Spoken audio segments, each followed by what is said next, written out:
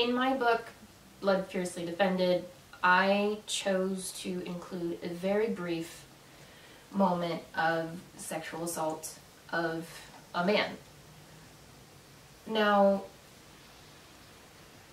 I still debate whether or not I should have included it, but I come back to the fact that talking about things like that and bringing attention to just how common it is far more important than my discomfort about writing it. 1 in 6 men are going to be sexually assaulted in their life, and 1 in 71 men, according to the CDC, will be raped in their life. 10% of rape cases are men. I was surprised when I read those statistics. I did not think it was so common, and it kind of solidified that this is something that needs to be discussed seriously. I watched a video essay, which I will link below, and he talks about how typically in Hollywood, especially, that sexual assault of men is seen as something that they deserved because they weren't manly enough, or as something that is comedic, is played off as funny. It's obviously, it's not funny, and I don't like to see things portrayed in a very flippant way. In my portrayal of this event, there were some things I really wanted to make sure that I did, and certain things I definitely did not want to do. One, I did not want to romanticize the moment in any way. Usually in film, a rape of a woman, I've seen it a lot where they go slow motion with it, they add music, and basically they beautify this horrifying event. I did not want to do that at all. I didn't want to go into any detail and accidentally sexualize it. So the line is just the guard was behind him, raping him. That's it. That's all the more detail I go into. And something else that's usually the case is usually the male victim is either gay or a minority, usually an Asian minority, apparently. And so I wanted to make sure that this was a victim that was none of those things. He's very much, well, he's a Viking, so he's very muscular, very strong. He's a very ancient Viking, and he's a vampire. And I mean, he killed dragons back in the day, so he's very strong. And just, so I specifically designed him to be all the things that victims of sexual assault, male victims, are not portrayed as. And I hope I did it correctly. This is my first book, and I do think I probably tried to do more than I should have. But it's such an important topic that it's just brushed aside. When it is talked about, it's, you know, like I said, it's either brushed aside and like acknowledged and then ignored, or a lot of the times male assault is just acknowledged. It's not confirmed within society. It's more, yeah, we know it exists, and that's basically the end of the discussion. They don't talk about, for instance, the differences between. For men, one, they're never ever supposed to talk about it. That's true with both cases to a point, but for men, they're never supposed to talk about anything emotional, according to a typical society, and that is just increased with instances like this. And so that's why, because it's between the ages of, I believe, 12 and 35 are most of these cases for men. and most of them don't talk about it, if ever, until much, much later in life. I think it needs to be acknowledged more, and not just acknowledged, but really confirmed, because they are told that because that happened to them. So for women, we're kind of told this is inevitable because you are female. And for men, they are then told, well, if that happened to you, you aren't actually man. You aren't actually a man.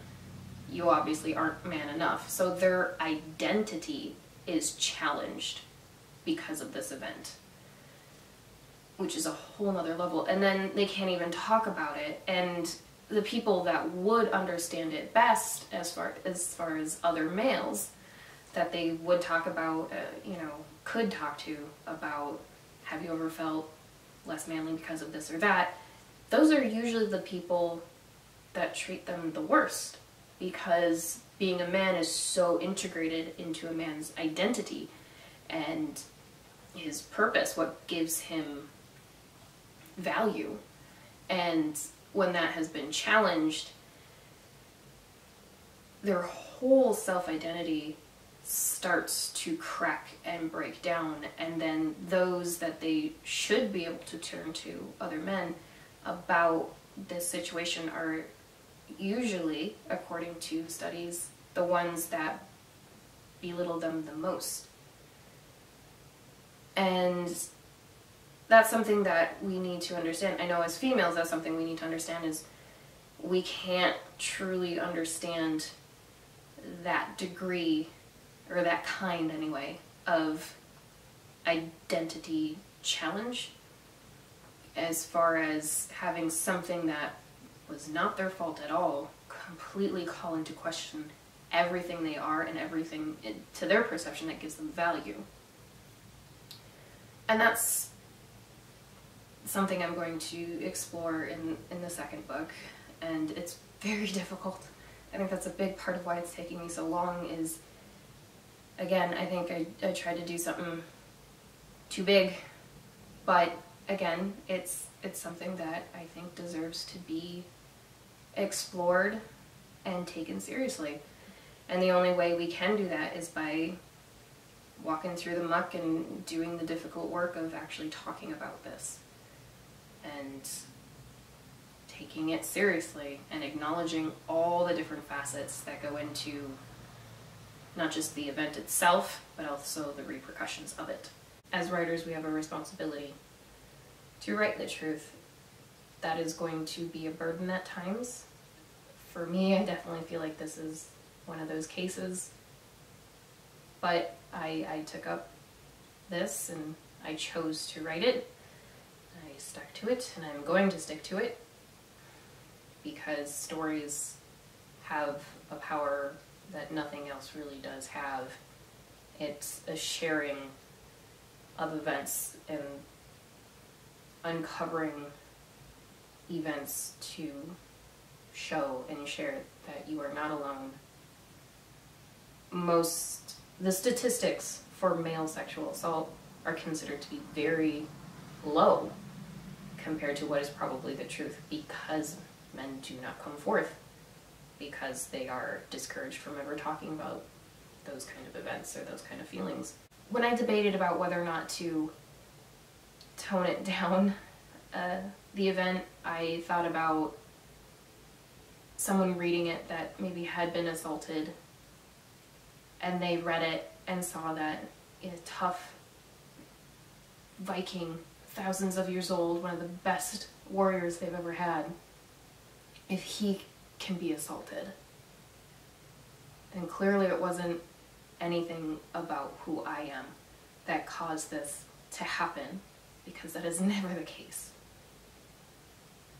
And that's what pushed me through to include it. And I hope that it helps not just bring attention to it, but helps someone, and helps someone that went through, if not that, something similar, to let them know that it wasn't anything that you did, it wasn't anything about who you are, and it doesn't lessen who you are in any way. It's on the attacker, it's not on the victim. That is something that we all need to get through our heads. The attackers are obtainers of power, and those events are something they do to affirm that to themselves, perhaps. And because they are obtainers of power, they get in positions of power, and they affect how the rest of us view those events, and affect how those events are handled, legally, socially. And it just gets reaffirmed by those people that, no, that's fine for those things to happen, and it's not. Though those events are people abusing power. It's not sex. It's not.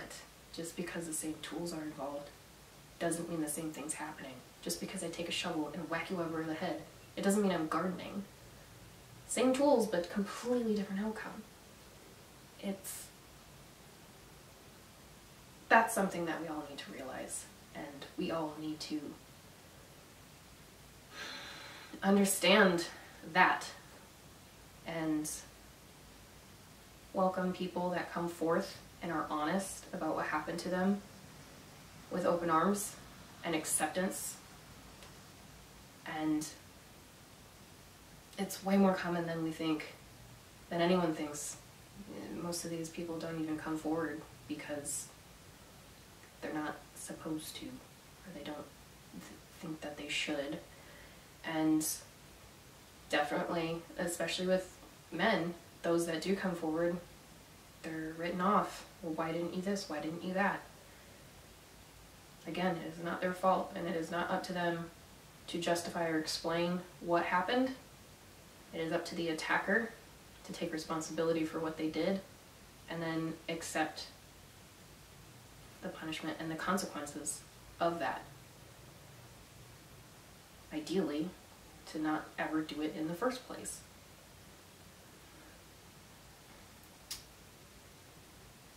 Please share what information you can below. I'd love for an informative and honest dialogue to happen in the comments, as far as sharing links to statistics, sharing links to places where you can go and talk about if something did happen to you. I would like links to helplines and to honest discussions about what happened. For instance, I'm going to be sharing the video essay that I discussed, as I said before, and I will also be sharing links to statistics, and also sharing a link to a TED Talk about this exact topic. A man that was brave enough to come forth about what happened to him and how he's trying to help others do the same. So I really do appreciate you watching this. I know it's not easy to watch. I find these topics extremely difficult, but we do need to have a dialogue, an open, honest dialogue about these things. So I appreciate very much you watching all the way through, and anything you do choose to share below is thank you. And I hope I did this okay.